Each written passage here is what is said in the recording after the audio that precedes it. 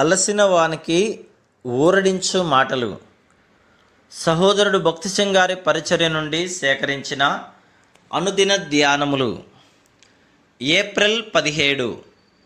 మీరు దేవుని ఆలయమై ఉన్నారనియు దేవుని ఆత్మ మీలో నివసించుచున్నాడనియు మీరెరుగరా. 1 కొరింథీ 3:16. న్యాయ విధాన పథకము మీది మొదటి వరుసలోని 3వ రాతిపైన జెబూలూను గోత్రం పేరు కలదు. అది దేవునికి సమీపంగా వచ్చుటకు సహాయపడు ఆత్మీయ అనుభవమును గురించి తెలియజేయుచున్నది. జెబూలూను అనగా కాపురము చేయుట. ఆదికాండము 30 అని అర్థం. నా హృదయము నా శరీరము ఆయన నివాస స్థలముగా కావలను. నా ఇల్లు నా సంఘము ఆయన నివాస స్థలముగా కావలను. ఇవి రెండు కలిసి వెలును. మనము దేవుని నివాసమును నిర్మించగోరిన ఎడల మొదటిగా మన శరీరములు దేవుని ఆలయముగా కావలను. 1 కొరింథీ 3:16-17 వచనాలు. ఇచ్చట గంభీరమైన హెచ్చరిక కలదు.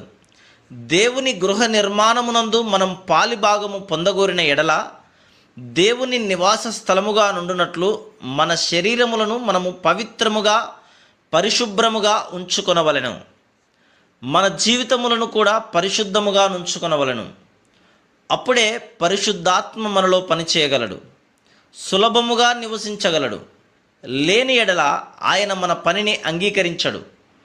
ప్రతిసారి మనము తలంపులు మాటలు క్రియల ద్వారా మనలను మనము అపవిత్రపరుచుకుందుము. మనలను శుద్ధి చేయుటకు ఆయన ప్రశస్త రక్తమును కోరుకొనవలెను.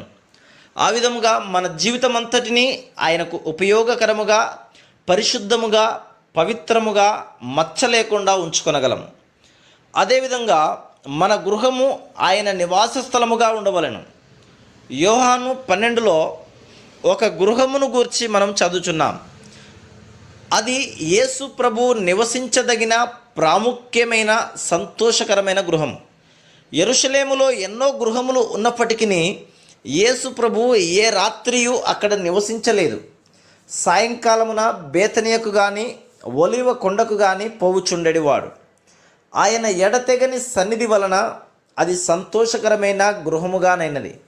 నోటి మాట చేతగాక నిజమైన అనుభవం ద్వారా యేసు ప్రభు అక్కడ జీవము గల శిరస్సయ్యను. యోహాను 12లో చదివినట్లు బేతనీయలోని గృహములో లాజరు ఉండుట అనున్నది పునరుత్థాన శక్తిని గురించి తెలియజేయుచున్నది. కుటుంబముగా మనం పునరుత్థాన శక్తిని ఎట్లు కోరుకునవలనో ఎరిగి ఉండవలను. దేవుని వాక్యము ఆహారమును గురించి మాట్లాడుచున్నది. దానిని మనము సహవాసము ద్వారా అనుభవించగలం. అసూయ సనుగులు లేకుండా సంతోషముగా ప్రేమతో చేయు పరిచర్యను గూర్చి మార్త మాట్లాడుచున్నది. సంపూర్ణమైన భక్తి కృతజ్ఞత స్తుతి గురించి మరియ మాట్లాడుచున్నది. వీటన్నిటితో యేసు ప్రభు నివసించగలిగిన సంతోషకరమైన గృహమును మనం కలిగి ఉండగలము. యేసుక్రీస్తు ప్రభు యొక్క శిరసత్వమును ప్రభుత్వమును గుర్తించుట, పునరుద్ధాన శక్తి అధికారముతో ఇవ్వబడిన దేవుని వాక్యము, ఇతరులకు సేవ చేయుట, సహాయము చేయుట, కలిసి ఆరాధించుట ద్వారా మనము దేవుని సంఘమును నిర్మించగలము.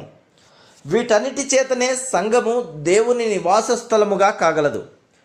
దేవుని నివాస స్థలమును కట్టుటలో మన భాగమును మనం పొందిన ఎడల దేవుని సన్నిధిని అతి సమీపంగా మనం అనుభవించగలము.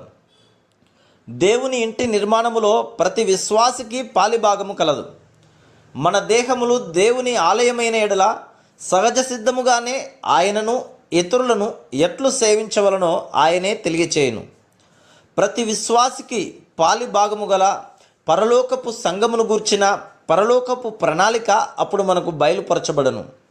మన నుండి ఆయనకు ఏ పరిచర్య అవసరమో ప్రార్థన ద్వారా మనం గ్రహించగలం. ప్రభువా, అవసరతలోనున్న ఎవరికైనాను సహాయము చేయగోరుచున్నావా? లేక నిరుత్సాహము దుఃఖములోనున్న వారిని ఆదరించగోరుచున్నావా? అట్లైన ఎడల ప్రభువా, బలహీనతలో పేదరికములో రోగములో నిరుత్సాహములో ఉన్న వారి కొరకైన నీ తలంపును నీ వర్తమానమును నాకు అనుగ్రహించుము అని మనం ప్రార్థించవలెను. ఆ విధంగా మనము ఇట్టి దేవుని నివాస స్థలమును నిర్మించుటలో మన భాగమును మనం పొందగలము. Praise the lord.